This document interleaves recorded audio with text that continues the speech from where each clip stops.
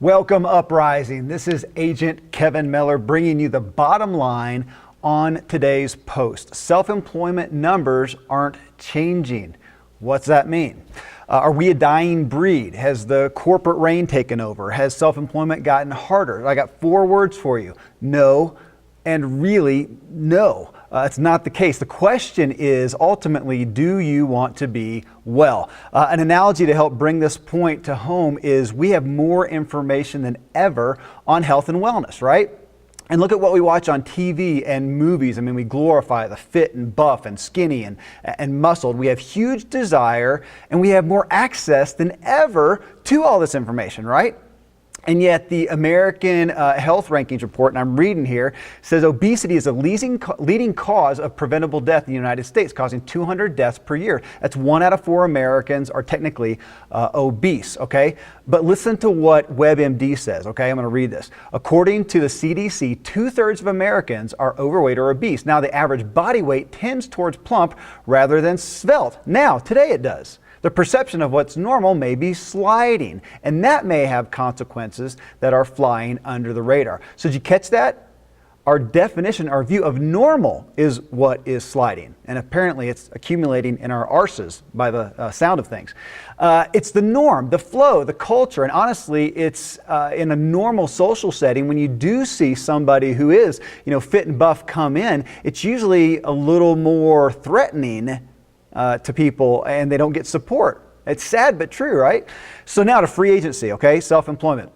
I'm reading again. A Gallup poll, as cited by the New York Times, reports 70% of full-time American workers are sleepwalking through their day or acting out their unhappiness on the job. The number one suspect to blame? The boss, management. Lack of praise, no sense of mission or loyalty. People want autonomy and freedom. Like health and wellness, though, we've never had, we've never had more knowledge and easy resources to generate our own income. But a Harvard Business Review study shows the self-employment numbers have not risen since January of 2000. That's 14 years ago. Why? Employment is the norm. Back to our health and wellness analogy, right? Employment is the norm. Discontent, if not hate and loathing of the job, is the norm. Giving the best of your days and the weeks to a task with no meaning in it other than a paycheck at the end of the week is the norm. It's acceptable. It's okay. It's expected. Thus, I'm not waving the flag for self-employment. It's taking over the nation. Join in the big wave, It's not the case. Everybody's not doing it.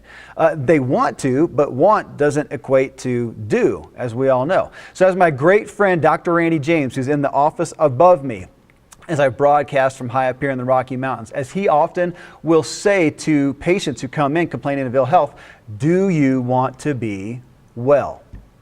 And of course, they reply, that's why I'm here, right? And he'll say again, no, are you sure you're not here just because you feel bad and you want it fixed? He'll say, do you really want to be well? Do you want freedom, from this ailment?